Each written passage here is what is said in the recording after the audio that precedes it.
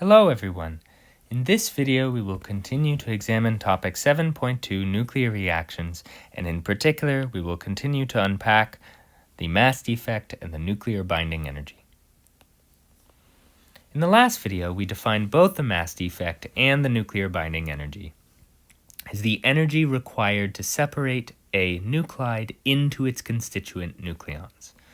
Okay, so it's the amount of energy you need to sort of separate those nucleons, and when you do separate those nucleons, if you compare the original nuclide to those separated nucleons, you will discover that there is a difference in mass. That difference in mass times c squared is equal to the binding energy. Alternatively, or an alternate definition, is that it's the energy released when a nuclide is assembled from its constituent nucleons. I find this image is a little less intuitive, and so people tend to gravitate towards the other one. But this definition is exactly equivalent. If you take a whole bunch of nucleons and let them combine or force them to combine in a nuclear reaction, the energy released from that action is the binding energy. Now we have to be careful about how it's released, like what is the form of that energy when it's released. But for now, this definition is exactly equivalent to the original one that I gave, that the energy required to separate a nuclide into its constituent nucleons is the binding energy. Okay, so now consider the following example. Imagine you had a proton and a neutron and they were hanging out. And then they combine to form an atom of hydrogen, or in particular heavy hydrogen, deuterium.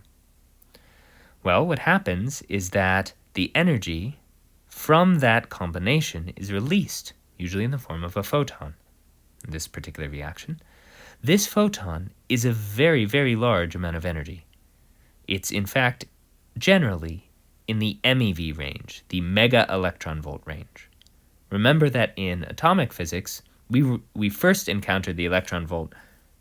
The normal sort of atomic energies, the energies of sort of the electron in atomic energy levels, were in the electron volt range.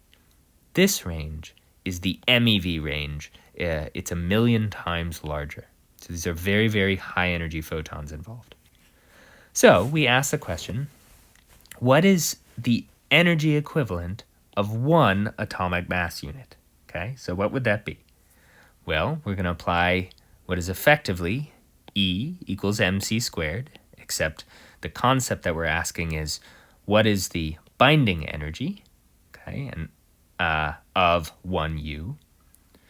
And so if you take a single U, 1.661 times 10 to the negative 27 kilograms, multiply by c squared, you get a certain amount of energy, 931.5 MeV.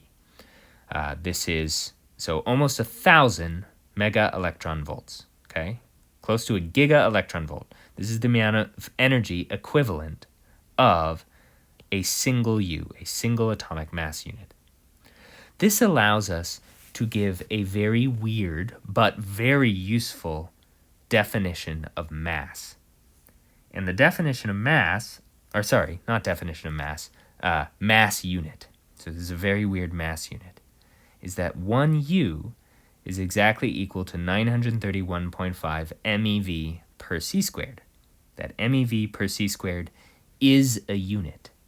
And its use value comes into play when you are sort of converting a mass to energy or vice versa.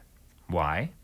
Well, if you're in this unit for mass, okay, then you can just read off the amount of energy that it's equivalent to.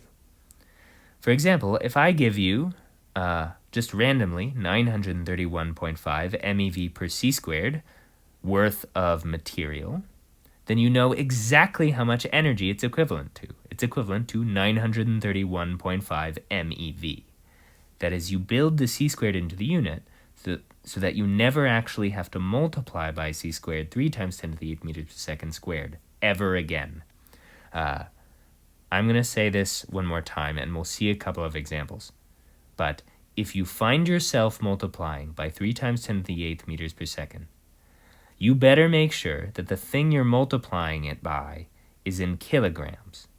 But often it will not be. Often you'll be given the masses already in this unit, MeV per c squared, which means you should not be, which means that if you're multiplying by c squared, in order to convert it to a mass, into an energy, all right, that multiplication by c squared simply cancels out the c squared in the unit. And so it's equivalent to 931.5 MeV. This will save you much time later on. You will see this process occur if you work your way through these problems here